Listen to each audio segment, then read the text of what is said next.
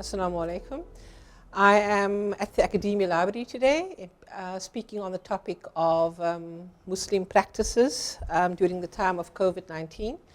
And I think we can all agree that we are in a state of crisis at the moment. We are in the middle of a pandemic, which has really suspended all sense of normality, the taken for grantedness of how we live our lives, and has placed us in a particular position where we've had to reflect on certain kind of practices that we follow as Muslims.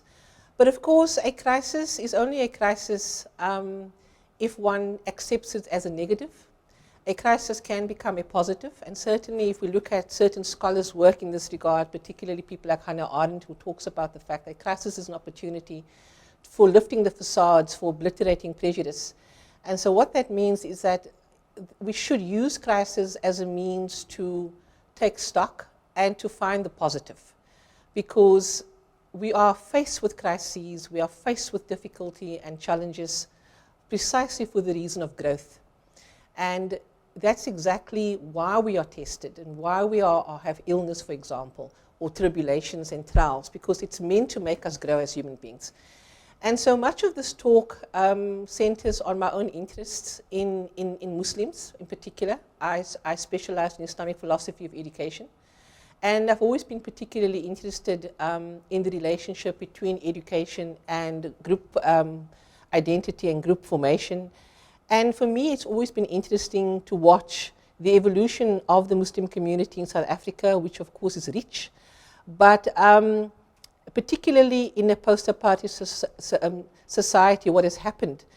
And so it's with interest that I've watched, for example, the kinds of responses that we've had to the crises, in particular South Africa, to our lockdown, where most of us have been, okay, we've accepted the conditions of the lockdown, and we've realized that this is so much bigger than us, and there's no point actually in trying to fight against something of which we have no control. It is, however, disturbing and unfortunate. We do have pockets of individuals, of groups who feel the need to contest the lockdown. And it gives a hint into something of the tension of how we understand citizenship, which is also something I want to touch on today. So part of what I'm going to do in this talk today is to kind of question why we do what we do in the way that we do it.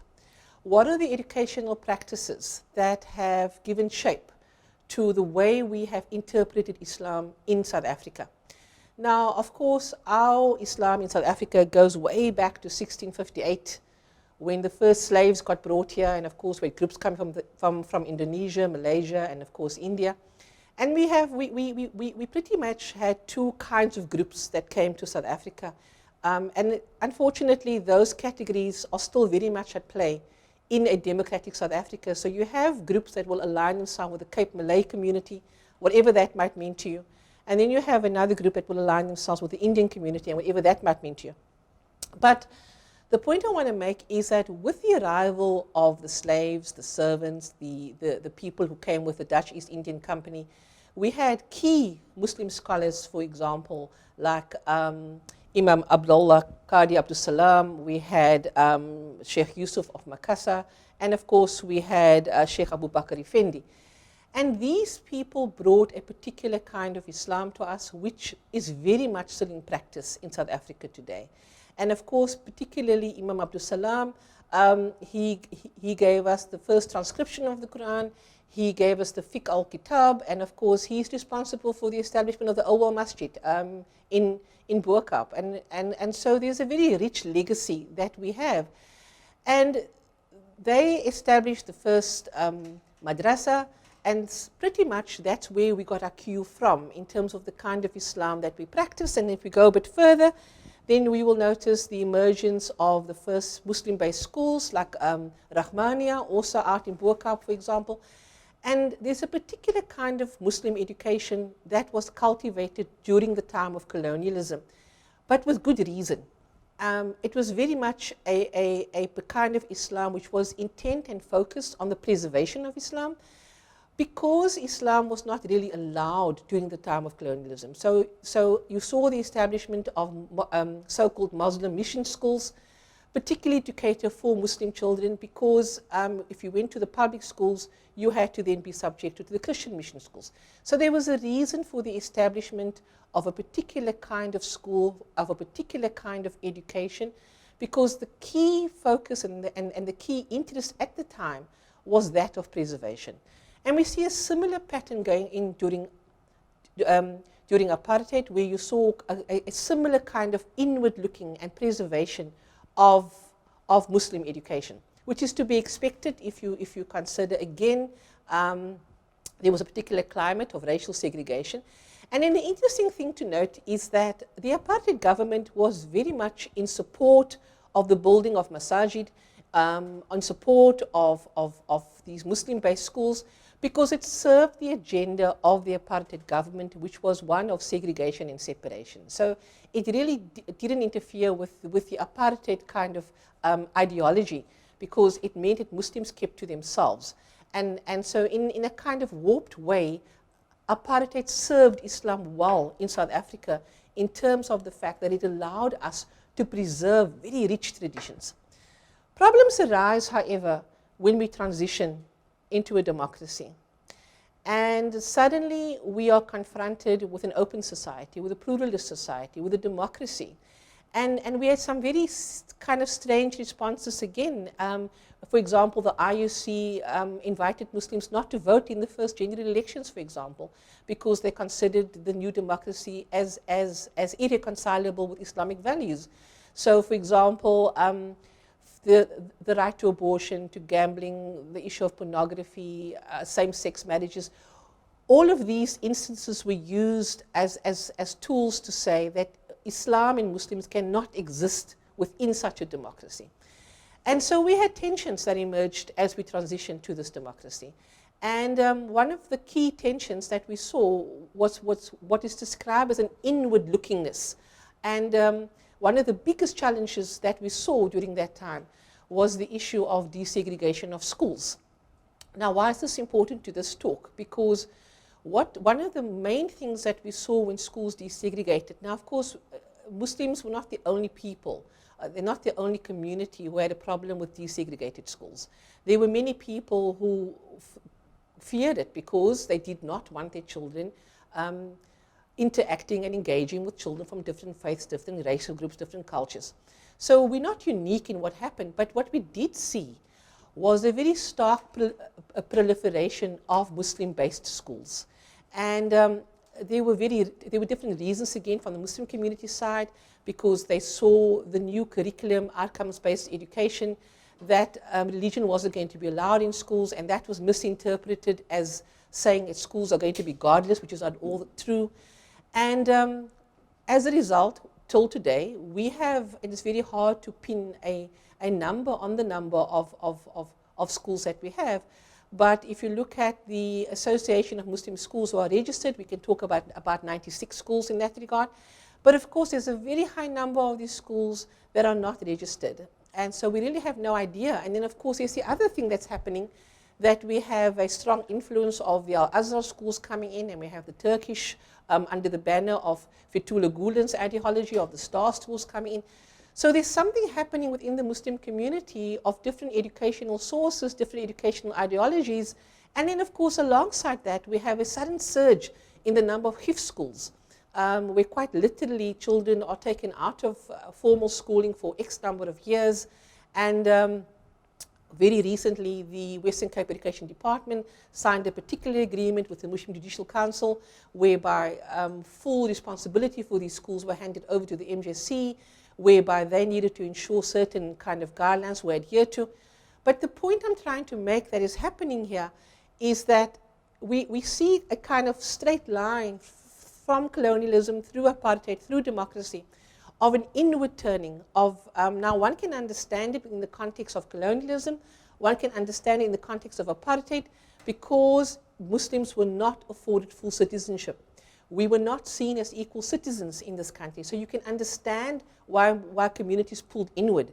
But now we're sitting in a democracy where suddenly we are afforded full citizenship, we are afforded full rights, we are seen as equals. So the question is, why are we pulling to the margins? what is making it so difficult for us to interact with the broader society. And we see this play out very differently in different pockets of communities, even though we talk about a South African Muslim community. Of course, there is no such thing. We have a very heterogeneous community groups, and we're not really singing from the same hymn page all the time. But certainly, if you're looking for a commonality, then you're going to find that it exists in this kind of idea that we are reluctant participants in this democratic South Africa that we find ourselves in. Now, let's talk about this thing called the group identity. Religion, of course, affords us a strong sense of belonging. It gives us a shared belief system, and it gives us a kind of common shared identity, and sometimes we refer to that as an ummah. And of course, that's a very narrow interpretation of ummah, but that's a different conversation for another time. But there's much to be derived from the benefits of being part of a religious community. But of course, no religious community exists in isolation from its cultural context. And so very often we find that there's a kind of melting pot between what the religion says and what the culture says. And so it's not unusual, and we see it all the time in the kinds of practices which we do, sometimes not even knowing that the practices which we indulge ourselves in have very little to do with Islam, and in fact are culturally based. If you look at how we give name-giving, our name-giving ceremonies, for example, if you look at our weddings, it's a very good example of how culture sometimes trumps religious practices. So these are the kinds of things that happen. Now, we can dismiss all of these things and go, it's not harmful, it's not problematic. But it does become problematic when what we know about Islam is less than what we need to know. And so, in terms of Islamic philosophy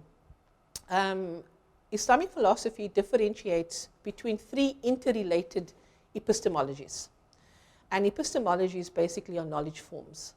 And so how we understand Islamic knowledge is there are three aspects to it. And although we can identify them as three aspects, they connect, they relate. So on the one hand, we have something called ta'aleem, which refers to the actual practice of teaching and learning. But most importantly, it involves critical engagement. So it pretty much involves a kind of teaching and learning which is deliberative, which is engaging, whereby the learners and the students are invited to talk back. And this is the kind of teaching that was very prevalent during the time of the Nabi Sallallahu Alaihi Wasallam. It was something very common, and the halaqat, the study circles, was something which was a defining feature of the educational landscape during the time of the Prophet. And of course, notably, I want to add, women were active participants in these gatherings and in gaining education, and certainly they were active participants in propagating Islam. And I'll come back to that later. The other kind of epistemology which is identified is that of ta'adib, and from that we get our adab. So those are the morals and the ethics which we kind of, the etiquette, the conduct, the way we conduct ourselves, the kind of ethical guidelines we use in our social interactions, in our individual understandings, in how we see ourselves in relation to others and society, how we conduct ourselves in marriage, with our children, with people, in our workplace. So that's the adab, that's ta'adib. And then the final one is the one called tarbiyah, which refers to socialization. Now, every single one of us, from the moment we are born, we are socialized into an existing body of knowledge, into an existing body of practices. And so from the moment a child is born, for example, certain things will happen from the time the birth happens. So we might immediately make adhan in the child's ears, for example, in Iqama. And so what that does is that we basically initiate that child into a particular community, a particular shared belief, which of course has its own beauty. Now, much of what we do, fortunately and unfortunately, much of what we do is not dependent on ta'aleem or ta'adib, but on tarbiyah. Now, let me say from the outset that relying on tarbiyah, socialization, there's nothing wrong with that. Many of us have spent our entire lives in simply following another. And of course, if we talk about socializing ourselves into Islam, then automatically we are referring to the emulation of the Sunnah, the emulation of the life of the Prophet, the character, the mannerisms, just the daily conduct. And of course, there's no harm in that. In fact, please do that. But we as Muslims, there are two source codes. The one source code is the Sunnah, and the other source code is the Quran. And the Quran invites us to reflect, to interrogate, to question, to read, to come to its text with reason and rationality, to exercise our judgment. So the Quran does not simply tell us to follow. The Quran tells us you have got to read this book because this book is from your Creator. So it does become problematic if we rely only on socialization. It does become problematic, even more problematic, when we know something theoretically. So we know, for example, that the Quran talks about gender equality and equal rights. And in fact, I would go as far as saying, if you're looking for the most exemplary feminist text, it's going to be the Quran. Because the Quran came with the purpose of affording human rights. It came at the time of Jahiliyyah, at the time of ignorance, whereby it gave women the right to own property, to have a say in marriage, to earn a living, to inherit. And so she had rights given to her which were never part of the Arabian landscape. So Islam is very strongly focused. And of course, women are centrally located in the message of the Prophet. I mean, we're in Ramadan. Next comes Hajj, for example. Who is at the center of Hajj? We have to take stock of these things. Hajj is at the center. She's a female. And so we might know this, yet the practices we get socialized into are at times contrary to what we know. And therein lies the danger. And so part of the problem when I'm trying to get to, when we take stock of our practices, when we take stock of what we have been socialized into, we have to ask the hard questions. Is what I have been socialized into actually what the Quran says? And you know, the problem that we have, and this is one of my own criticisms against myself, against my community that I'm a part of, we're quite happy to talk about all kinds of stuff, but we shy away from the real hard social issues. We shy away, for example, from the rifeness of domestic violence in Muslim homes, for example. We shy away from how many women are left destitute when the husband suddenly decides to give a talaq without even telling her sometimes, and off he goes to the next marriage. These are social calamities which are a really big part of our community, but we seldom hear anybody talk about these things. And so we have to ask ourselves, how have we come to know what we know? What do we know? And when we practice our Islam, is what we are practicing that from the source codes, and that is the Quran and the Sunnah, or are we relying entirely on socialization? So now that I've come to the second part of what I want to say today, is that when we have this clash between what Islam says and what we actually do, then we have to have a problem. I mean, and then we have to really face the problem of what we are dealing with. And where does this problem come from? So it actually comes from the way we have initially been socialized into our Islam. Because it's unfortunate that despite our transition from colonialism to apartheid and now to a democracy, the kinds of practices and the kinds of pedagogies, which is what we refer to it as, that dominates in our madaris and in our Muslim-based schools is that of memorization and rote learning. And it's exceptionally problematic. Now, of course, there's a place for memorization, and particularly if you're memorizing the Quran. I mean, that has its own preservation, and we encourage our Muslim community to do that. But I'm not talking about that. What I'm referring to is the uncritical acceptance of what we are being taught. And let's face it, sometimes the kinds of things which our schools are teaching us and the kinds of things that's being propagated at our madaris are exceptionally problematic. And so it is problematic as well if you find that we are teaching A, the same content, and B, in the same way, yet the context in which we find ourselves is entirely different. And so we are no longer sitting in a space where Islam is under threat, as was the case under colonialism. We are no longer sitting in a context where apartheid is being marginalized and sidelined, as was the case during apartheid. We actually are sitting in a space right now where we ought to be playing a very active role in the democracy in which I find ourselves.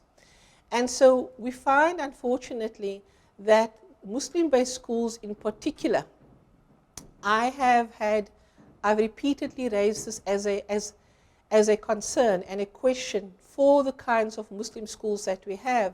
And it starts with, who are our teachers at these schools? Are they qualified to teach?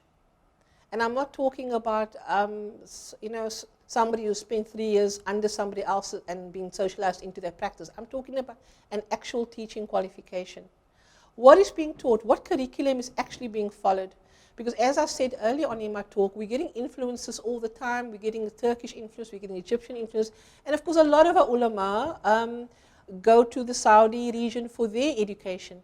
And what are the repercussions for us in that regard? And of course, we've had spectacular blow-ups of those tensions. I can think of one happened last year, for example, with the whole tension, which we have been very much a part of, between Sunnis and Shias, and the role we've played in that division, of getting people kafir, even though that's the worst thing to do to another human being.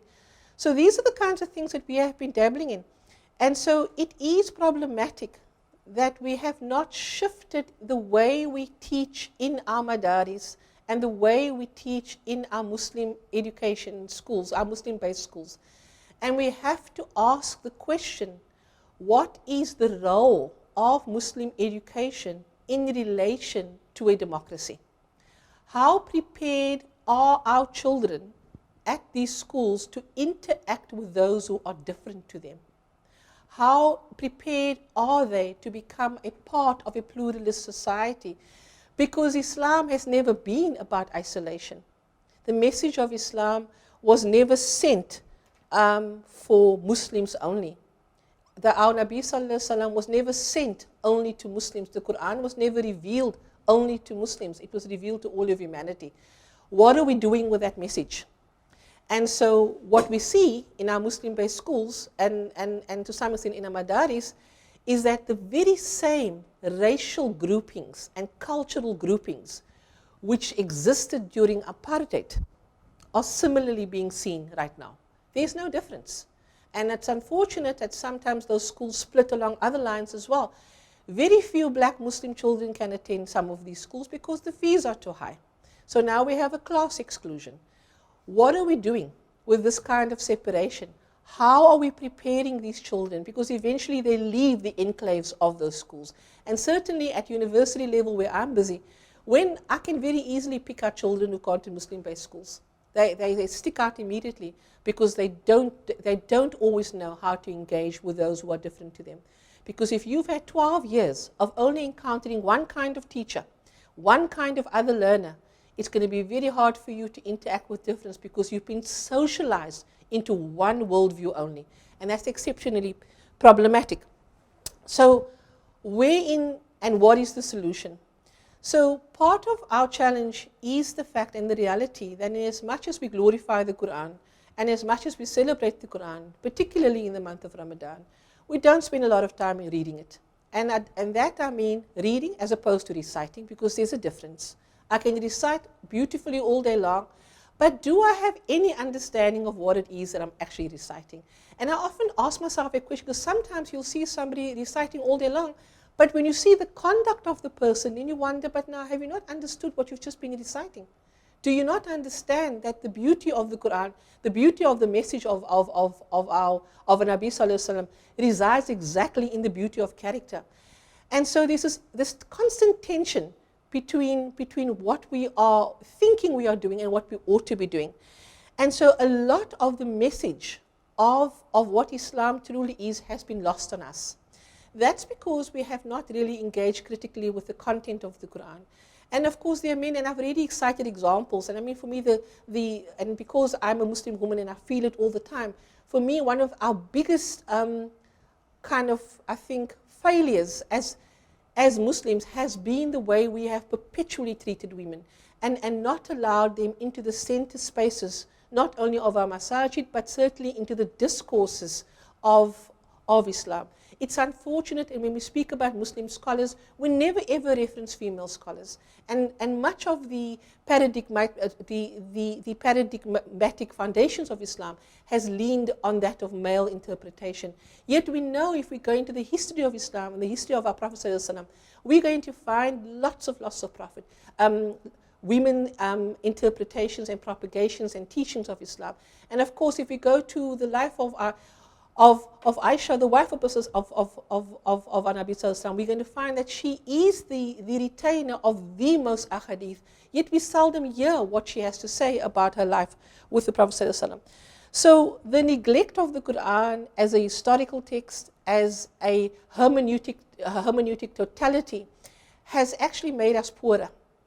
And I think it begins to give us insight into why it is that we react in the way that we do when we're under crisis, for example. Why is it that we're only concerned about ourselves right now, like some of us have shown? It says something about the way we have turned away from the society that we are a part of. And the purpose of education, any education, whether you're going to frame it in terms of a public education system like the one we have called CAPS, whether you're going to frame it in terms of a Jewish framework or an Islamic framework, the purpose of education always has to be the development of human beings. That's it. If it's not developing human beings, then it has no purpose. Because the purpose of my Islamic education can not only be for my own preservation. The purpose of my Islamic education has to be, how can I be a carrier of the message which was given to me via the Sunnah and the Quran? Do I provide an authentic representation of that message or not?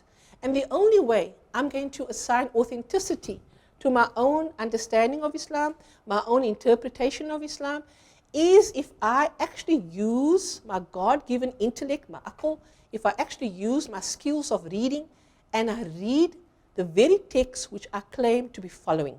It's a very simple thing. We have to go back to the foundations. And so now we find ourselves in a crisis. And it's been a while now. I think we're entering our 6th week of a lockdown. And if we turn on the television and we look at what's happening elsewhere, I think we have a lot to be grateful for in terms of the fact that things are not as bad as it is elsewhere, for example. I mean, if you look at what Italy has probably lost most of its senior generation of people. And this will have repercussions on the society. So again, we've been protected somewhat.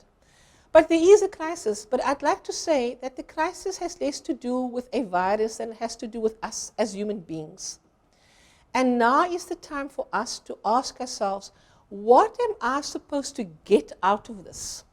Because, you know, we all have things we look back on. So my generation, we look back on apartheid, and we often talk to our children about it, and we say, gosh, you know, during apartheid, this, that, and the other. So my children are probably going to have this as their crisis moment. You know, there was a time, they'll tell the children one day, inshallah, they'll tell the children, there was a time we couldn't go out for 6-8 weeks, and our lives were regulated because of a virus. But the crisis that we have right now is a crisis of what it means to be Muslim. How do we respond in a time of calamity, of a time of difficulty, of a time of malaise? And that's what we're in right now. And so we have to look to the source codes to answer that question. And part of what we need to do is to recognize that the only way that we are going to actually get out of the crisis of rote learning, of memorization, of a leaning on socialization, and get back to ta'aleem, which is teaching and learning, as it was in the time of the Prophet ﷺ, to get back to ta'adib, which is good character, is to go back to the source codes again. We have to shake up the kind of education which we are propagating in our madaris, in our Muslim-based schools, and in our masajid. We have to stop thinking that we are living in a bubble, that we are only ought to be concerned about ourselves. Whatever we are doing has to have an impact on a broader community. Because certainly if you look at the purpose of why the Nabi was sent to us, what the message is, it was always going to be for the benefit of a collective humanity. And I think we lose sight of that. And so as we sit in this moment of crisis, and we have all the time in the world right now to read and to reflect upon the things that we do, and to a very large extent, the socialization which was provided via the masjid has been taken away. And I'd like to think there's wisdom in that, because as much as we cry about it, there has to be some wisdom in why we have not been allowed to go back to our mosque. And it's very little to do with the lockdown. There's a greater wisdom behind this for us as a community, as a particular group. And for me, that wisdom is, I think the message to us is, can you please begin to take stock of your own understanding of your Islam? Now that we've taken the imamat away from you, now that we've taken away the congregational prayer, and let's face it, many of us, we follow blindly. We never stop to think what we are doing. I was particularly amazed during my own time on Hajj, how people just follow an imam that's way ahead of them. They can barely hear what he's saying, but they're following him. I can't reconcile myself with that kind of understanding with Islam. I'd rather shorten what I'm saying in terms of my du'as and my recitation and make a greater effort to understand what I'm saying so that it has meaning for me. And so this is the crisis I think that we have. What are we going to be like when we come out of this? Are we going to stop looking inward? Are we going to take stock of our education and actually begin to go back to what the message is? And that message is very simple. I need to be of benefit to a global ummah. Never was it only described as a Muslim ummah. And that concludes my talk. Shukran so much.